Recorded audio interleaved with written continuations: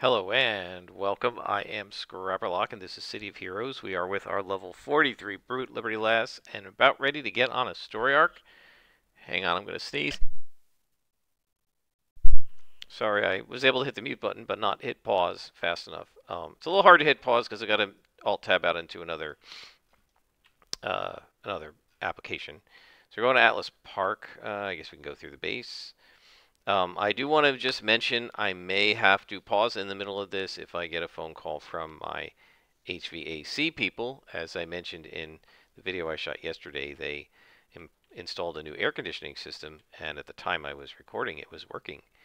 But as of about 5:30 yesterday, of course, too late to call them, it just stopped working. It's not running at all. Got pretty hot in my house last night. It's starting to warm up now this afternoon. It was cool this morning, but it's getting a little warmer, and so I'm trying to actually do a recording now for two reasons. One, to do the recording before it gets too hot and my computer starts overheating. City of Heroes shouldn't drain it too much, but still, when it's getting really hot, the CPU has a harder time doing heat exchange and everything, and I don't want to stress it. But also, I called them first thing in the morning, and they said, "Oh, we'll have the team manager call you back and schedule something so they can come out and take a look at it."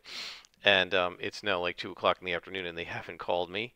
And I've been trying not to do something like this, so that because I figured, okay, as soon as I start to play, they're going to call me. And since they haven't called me yet, I figured let me start to play and see if I can summon them, right? Because it's like why does the phone always ring when you're in the bathtub?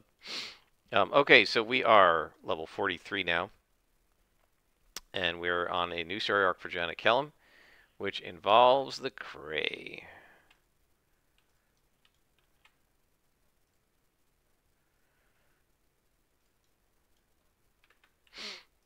Yeah, it was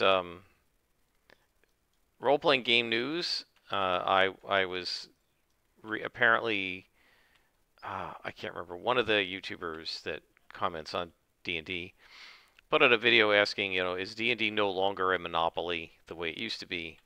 Well, I mean, D&D's never really been a monopoly, right? It's always been the 800-pound gorilla in the room, but it's sort of the Microsoft to operating system. Microsoft is to operating systems as D&D is to role-playing games for sure.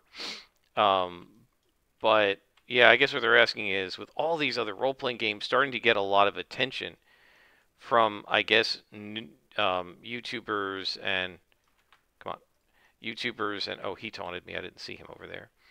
Um, and bloggers and other people who post. Does it mean that D&D is no longer going to be a monopoly and stuff? And it's really funny. I have as I said, as I've said before, I have this friend on Discord who's he still plays 5e. He's still very active on when they allow him. And they don't have him temporarily banned, active on the D&D Beyond forum. He's trying to like ask me, is this a good way to fix this problem in 5e? Is this a good way to fix this problem in 5e? And I finally said to him, dude, I don't care anymore, right? I don't care. Like, I don't want to be rude, but I am not at all interested in wasting my time looking into Monster to see if it's the right challenge level for 5e. Like, I don't even, my brain isn't even in there anymore. I haven't done 5e or D&D at all in a year, right? More than a year. My head's in Deadlands and Savage Worlds, and I don't need to think about challenge ratings when I play that game. It's just different. I don't worry. I mean, they tell you specifically, they tell you in both Deadlands and in the Savage Worlds core book not to worry about things like balancing encounters, that because of the way Savage Worlds works, you just put what's supposed to be there and let the player characters figure it out. And yeah, it did mean that two of my player characters died. It's fine. The group has continued and everybody's fine, and they've made up some cool new characters, and we're still playing. And it wasn't the end of the world that a character died. Who cares? Not that I don't care, but it didn't matter, right, in the scheme of things. And the adventures have been a lot of fun, and I have had so much more fun prepping and GMing and stuff. It's just night and day.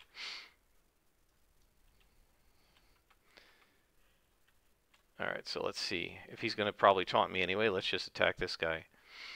So yeah, it was so that so that, Professor Dungeon Master did a great video. Is D&D no longer the monopoly? He said, well, it's complicated. It'll depend on a whole variety of things. But they probably still are, and they probably will be for a long time. It's lots of people hate Microsoft and think it's Windows is a terrible operating system, but most of the people, including me, who think that still end up using it because it's just easier to use it. Not that it's an easier operating system, but it's easier to use it than to try to get things to work on friggin' Linux. So,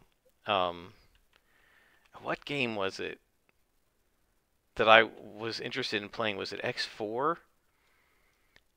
That's fully supports Linux. Was one of the games I was looking into recently, and I saw that the operating systems that it plays under included Linux, and I was like, wow, that's awesome. A lot of games don't. I think more games support Linux now than used to, because Linux is now it's doing more things that the games need it to do in order to get the game to work. Um, but uh, but yeah, we still I hate Microsoft, but I still use them. Like, what choice do I have? I kind of have to use PowerPoint. That's what my campus uses. I kind of have to use most of these other things. One of the projects, in fact, that I have had for 2 years, and I'm going to try to do it this summer. I told my research student I was going to try to do it this fall, and then I just got so busy this spring. Then I got so busy with everything I never did. Is to learn R, which is a free software package, and get off of Excel.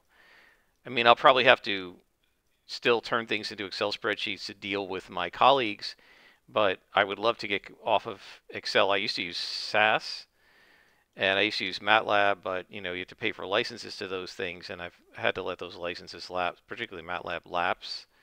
SAS, I haven't used SAS in years, so I don't remember SAS very well. But yeah, I want to try using R and getting off of spreadsheets and back to actual data management and data analysis. But it's a struggle, and you pretty much have to deal with the 800-pound gorilla, and D&D probably will remain so for a long time. But what was really interesting is one of the things that prompted Professor Dungeon Master to ask this question is that if you go back several months ago, I guess, Wizards of the Coast put out a survey with some really interesting questions in it. Like, what do you think of us as a company? Like, do you like us or not? Are you, willing to keep buying products from us? Things like that. Do you recommend, how long has it been since you've ever recommended D&D to a friend?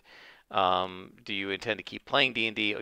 Like, they really were, because they've had a lot of bloody noses in the last year over customer relations problems, and people getting mad at the way the company is run.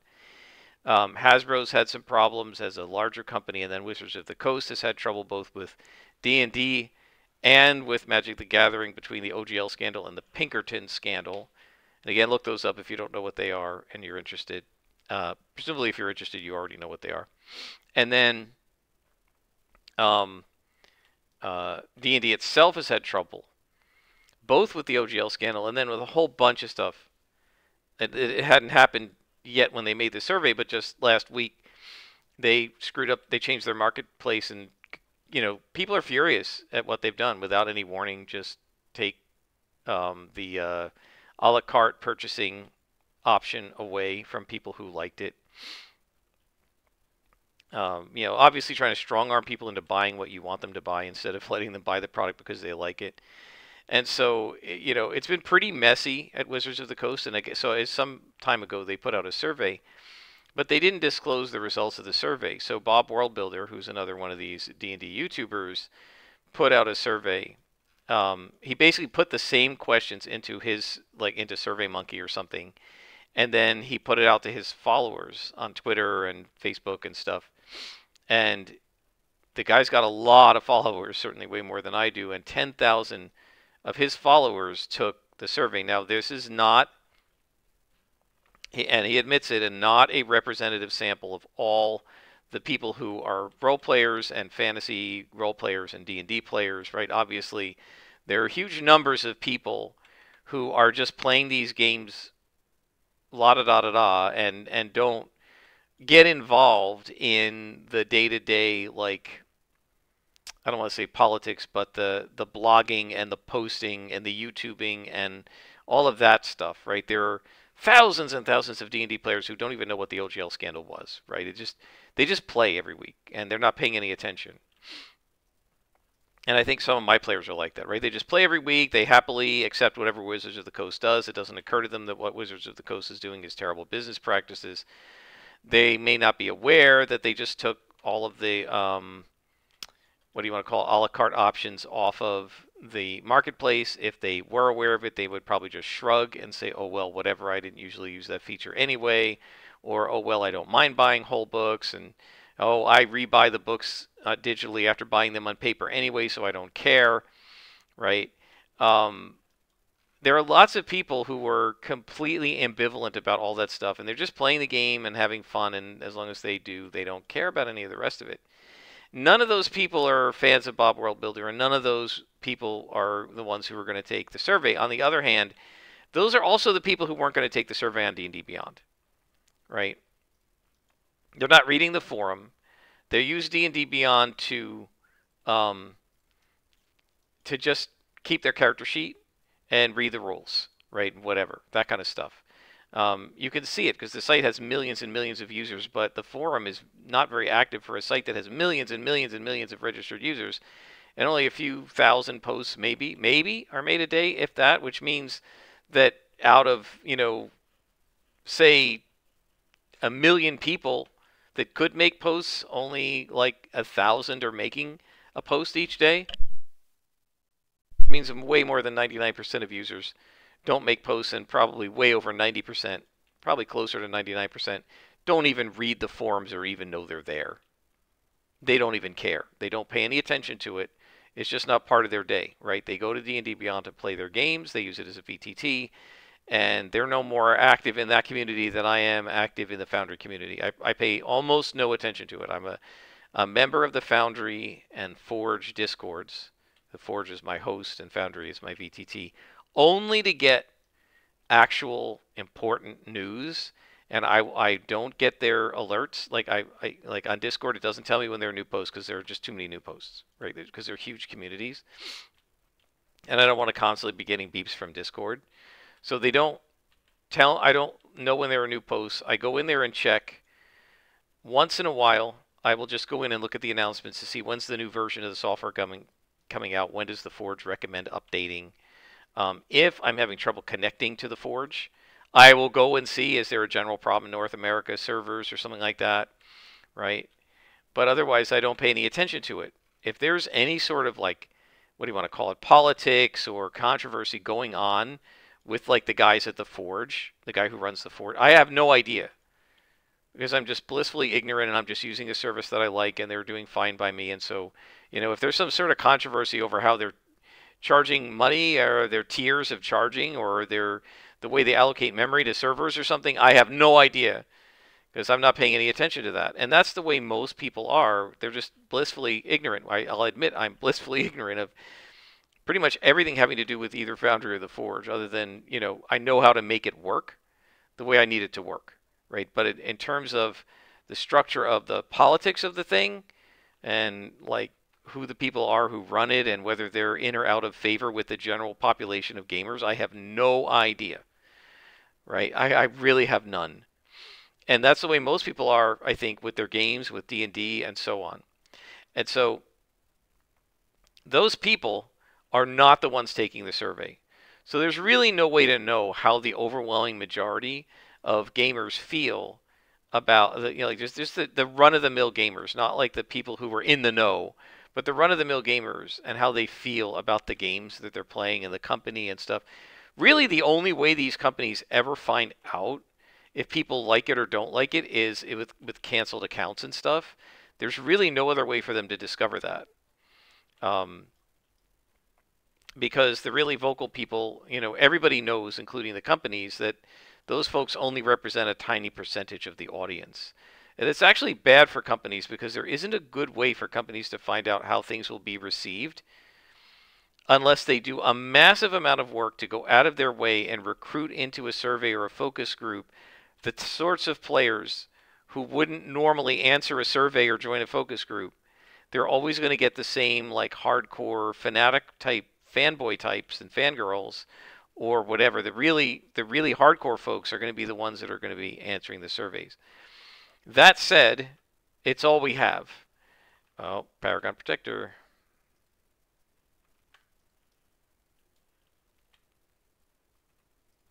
That said, it's all we have. And Bob Worldbuilder does have about 10,000 of his followers and fans who have... sorry, I got to pay a little bit of attention here. Who have answered this survey of questions that D&D Beyond asked. So we have some potential sense, this is what he was trying to get at, of what does Wizards data probably look like? Because Wizards of the Coast hasn't put out their data to show how this was answered. So although Bob may not have a good idea of how the general audience, the more non-committal audience, would have answered, he does have a fairly good idea at how the D&D Beyond audience might have answered, because he's probably got a similar audience of followers, right? People who are the more fanatical, the more dialed in, the more ones who were connected to all of the, I really don't want to say politics, because we're not talking about like traditional politics, but sort of the role-playing game politics, the gaming politics of, you know, companies and fans and people who don't like companies and that sort of thing. The same cross-section of people who were going to answer the survey in D&D Beyond, not the users, but the people who were likely to answer the survey, is probably pretty close to the cross-section of people who would answer Bob the World Builders, because he makes a lot of D&D content, and the people who are watching it are the ones who are more involved, more active, and more likely to be dialed in, right? And out of the 10,000 or so people, it's just under just 9,000 something people that he asked, one of the things he asked is, how do you feel about Wizards of the Coast as a company? And we're going to automatically cancel this. Oh, we can't, so we got to defeat 20 Cray. All right, well, it's not too bad to defeat 20 Cray. It's not that many, and they are around here, so we'll just look for them. So he asked, what do you think of, I can't remember the exact wording, you'd have to watch his video, but what do you think of them as a company, of Wizards of the Coast as a company? And the options were, I love them, I like them, I'm neutral toward them, I don't like them, I hate them. And 50% of people said I don't like them, and 28% said I hate them. And almost all the rest of the people, what is that, 78, and like another 20%, 19 or 20% said I'm neutral toward them. So this is actually a potential major problem when like over 90% of your audience says does not say they either like you or love you, but that they're neutral or hate toward you. They either neutral toward you, or the overwhelming majority hate you or dislike you. That's really a problem, right? That's a huge image problem for Dungeons and Dragons and for Wizards of the Coast. And I think, you know, what's going on is everybody who's aware of the OGL scandal and how Wizards badly handled it, and the Pinkerton scandal and how Wizards badly handled that, everyone who's aware of those two things is going to dislike them as a company, because what they're doing is evil, right? Somebody said in the thread about the marketplace change, you guys are acting like 1980s cartoon villains, right? Like how is it surprising to you? Because the community manager is trying to do damage control and saying, you know, thanks for the feedback, we'll try to do better and blah, blah, blah. And that she seems sort of surprised at the vitriol. And he's like, how is it surprising to you that the audience is so mad at you when you guys are acting like 1980s cartoon villains, right? You're not even being sophisticated villains. You're being cartoon villains. It's like mustache twirling, you know, the guys who, you know, in the cartoons would have tied a damsel in distress to a railroad track and tried to run the train over her. You know what I mean? That's literally the level at which these guys are acting. And he said, why would you be surprised that we're mad at you and that people don't want anything to do with you guys and they're not giving you, there's all these people posting in that thread now saying I won't give them any more money, right? And they've said, oh, the fact that your individual purchases aren't working is a mistake and we'll fix it. And there are people who don't believe it, and other people are like, why don't you believe them? It's obviously just a bug. And the one guy said, no, we're fool me once, shame on me. Fool me once, shame on you. Fool me twice, shame on me. Like, you guys, Wizards does this kind of thing over and over again. You can't keep doing this crap to your audience and saying, oh, it was a mistake. Oh, we're being ambushed. So you might want to wonder, why did it take so long for them to ambush us? Two things. Usually when you rezone, the ambush immediately gets summoned and triggered. We didn't rezone here, right? I just stayed in this zone, so maybe it took it a while to trigger. But the other reason it may have taken a while to get to me is because I was flying all over the place, and they can't fly, so they had to like run after me. Anyway, so yeah, another one. I don't want to be that graphic, so I'll edit the words he used. But he used a foul word, 4-letter word. But he said, basically, if you're going to say screw you to your audience, you shouldn't be surprised when your audience, after you do that, turns around and says screw you back, right? And so I think this is what they're facing now, is that they've frustrated their customers enough that the ones who are paying attention are angry. And that's what that survey says to me. And I think one of his other questions was, like, are you willing to keep buying our products? And there was a pretty substantial number of folks who said, no, I am no longer willing to buy Wizards of the Coast products. And that's trouble for them too, right?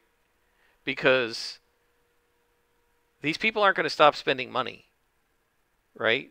They're going to keep buying stuff in role-playing games. They're just going to buy Dungeon Crawl Classics or Shadow Dark. And there's a reason Kelsey Dion made $1.4 million in a Kickstarter of somebody who'd never published a role-playing game before. And people bought this thing basically sight unseen, based on its description and the fact that she was a single person. She seemed like a nice person, and she seemed to respect her customer base.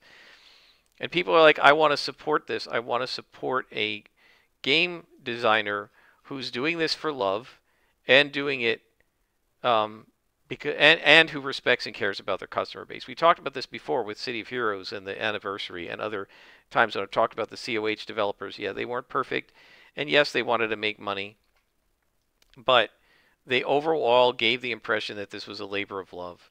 I'm convinced that it was. Just the quality of the game. This is the thing. The quality of the game proves it was a labor of love. Think about other MMOs and how sometimes they had bugs that would go on for years and years and years. City of Heroes fixed most of their bugs, and they fixed them pretty quickly. And, Cryptic and later Paragon Studios had a pretty good rep as a company. Somebody, by the way, mentioned ArenaNet and Guild Wars 2. I always forget to mention that one. I played Guild Wars 1 for a while, and that was another one of these where it was an MMO, but you only paid a single price. It didn't have a sub fee, and it sold so well they didn't need a sub fee. They made so much money that they could keep it going for a while, and then by the time they needed another infusion of cash, they just put out an expansion. And I didn't buy the expansion, and I was still able to play it, I'm pretty sure, because my friends and I were playing it. It was clear we were winding down, and nobody really was interested in the expansion. They'd moved on to other MMOs. And some people had gotten busy at work and stuff, and so we'd stopped playing it. But yeah, we played almost to the end of whatever the first campaign was, and had a blast playing it. I mean, we had so much fun playing that game, and it was really nice because you just paid the same price you would pay to buy an MMO and get the first free month, but you got endless free play. It wasn't just a free month. You could play it forever. I mean, theoretically, if Guild Wars 1 still exists, and I had the box and the disc, I don't anymore. Theoretically, I think I would be able to like log into it right now and play it. And a lot of people loved ArenaNet for that because the MMO devs, many of them, seemed like they were just grubbing for money. They weren't fixing bugs. They were arguing and fighting with their player bases, right? Not all of them, but a lot of them were. And there was a very sort of a toxic relationship between eventually, not right away, but after a few months, between the developers of Star Wars Galaxies and the Star Wars Galaxies fan base or player base. They especially the entertainers felt very, very badly used by the developers because they kept promising us stuff, and then they basically made our class irrelevant when the combat upgrade and rebalance happened. Because they took battle fatigue and mind wounds out of the game, and that's what entertainers healed, and they made us an irrelevancy. And then eventually they just, I think, took the whole class out of the game. I don't remember because it's been a long time, but there was no point to being a dancer anymore, right? Except for just it was just flavor. And it used to be an important and interesting profession. Same thing with musician. Same thing with image designer. And they just took that all out of there. So there was a pretty toxic relationship between the developers of many MMOs and the players. But not so much, not with Cryptic and not with ArenaNet. ArenaNet was always very respected.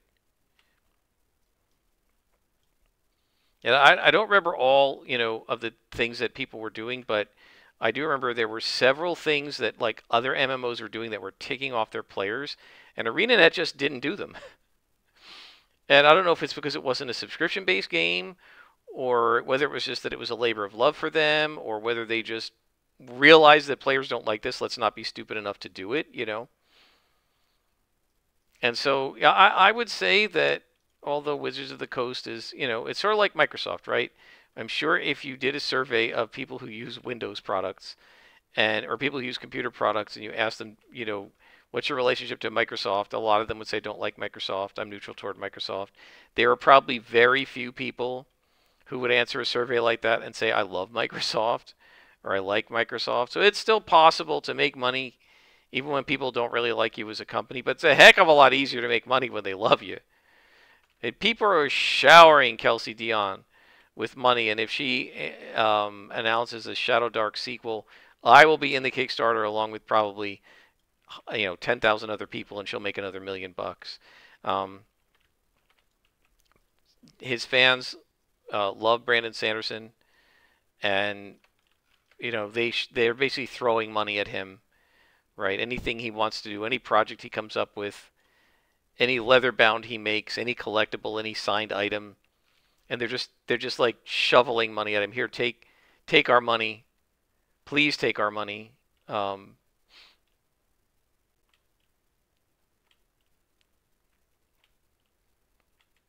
I mean, I don't know exactly how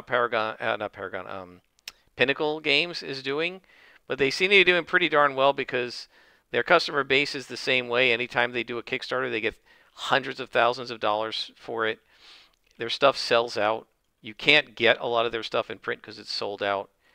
I mean, obviously, if they're managing to completely sell out their products, they're doing pretty well, right? Because presumably they print the number that they would like to sell, and that they feel like if they sold this much, they'd be making a decent amount, and they sell out completely. Then they have to reprint. They get, things get sold pretty well. Sean Tompkin from Ironsworn, again, his player base loves him. I'm mostly done with that game, at least playing it solo for like actual solo roleplay purposes. I don't really need to solo roleplay at this point because I'm doing so much other stuff I don't have time. But there is no question that the guy has a devoted set of fans, and he deserves them because he's a good designer and he's very responsive to the fans and he's very supportive of all the people who make third-party products. He has links to them on his Discord. He doesn't try to charge people stuff. He's so good about that. And again, this is a labor of love, and he doesn't need to be draconian about it because he's like selling hundreds of thousands of copies of this stuff. I think he sold 100,000 copies of Starforge. I mean, it was insane. The Kickstarter he did, I got in on it. I mean, I'm pretty sure it was 100,000 people got in on it, right? I mean, that's quite a bit of money. And you know, maybe I'm inflating the numbers, but they were very high, for an indie dev. And you know, when we find for as fans of this stuff, when we find a creator who's respectful of us and giving us quality stuff, we're like probably begging him to take our money. We want to support them, right? I want to support games like Ironsworn. He's going to put out a revised edition or a second edition of Ironsworn at some point. I don't know if I'm going to do Kickstarter or anything on it, but I'll probably buy it from DriveThruRPG or wherever he's selling it from, just to support the guy because I like supporting independent developers that are that really care about their audience and about the game they're producing. Meanwhile, I'm sitting, and I'm not the only one. I'm sitting there going, I'm never going to give Wizards of the Coast another dime, right? Because of how they make me feel about the way they treat me, right? And my friends, and right? Because it's not. By the way, it's not just me, right? It's not. I'm not the. They're not just gypping me when they do this stuff, right? They're gypping my friends that I play D&D with, right? They're also taking money away from my friends and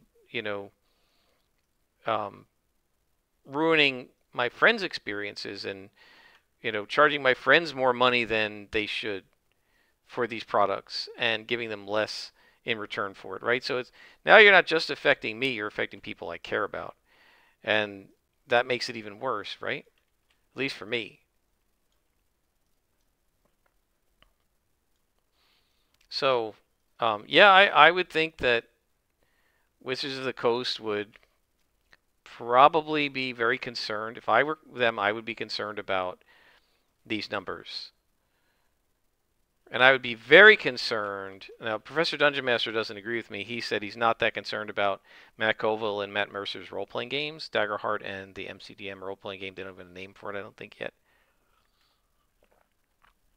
As he said, these guys are still figuring out how to do damage and how to record initiative and stuff like that. And these are core mechanics of a role. They're still trying to figure out how to do that. They're not ready to go live anytime soon.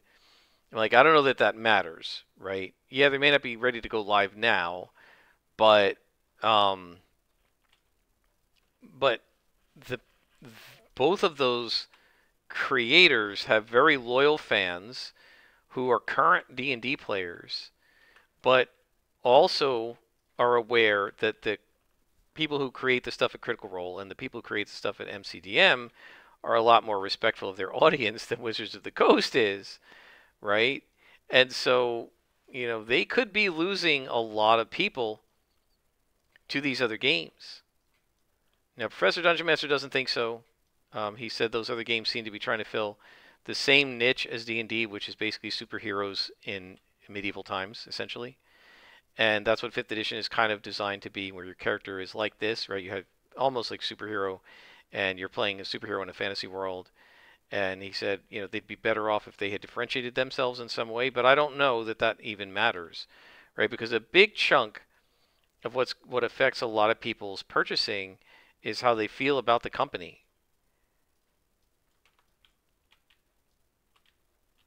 And yeah, so I don't know, right? It's going to be an interesting time. It's going to be very interesting to see how this all shakes out. And now my guess is Wizards of the Coast. We're looking for Night Fox. Don't see Night Fox here, so we'll just ignore these guys for now. I'm sure Wizards of the Coast is looking at if we can still sell stuff. Even though people hate us, then we don't care, right? They're not. Their goal isn't to be liked. It's to sell stuff, right? And if they can sell stuff without having to worry about being likable, I mean, that's what Microsoft does, right? They don't try to be likable. They just try to be the only option and force you to buy stuff from them. Same thing with Adobe, right? I know lots of people who hate them. They use them, but they hate them, right? And you kind of like they're the only one doing this, some of this stuff. You have no choice. And so you're just kind of stuck with them. And you know, Wizards of the Coast, I think, would be absolutely thrilled for us to simply be stuck with D&D, right? Whereas I think a lot of these other creators wouldn't be happy with people being stuck with them, right? They want you to like their game and like their product and enjoy their product. Now again, I am not talking about the guys on the front lines, the people who are like making the art for the books, the people who are writing up stat blocks of monsters, the people who are rewriting like textbook, you know, like the text entry sections of the rule books. Those guys are probably all probably all love D&D and hope you would like it the way they like it, right? But the people who are steering the ship, the captain and the first mate and the navigator, those people who are running things, those folks don't care if you like their game. They just want you to buy their game.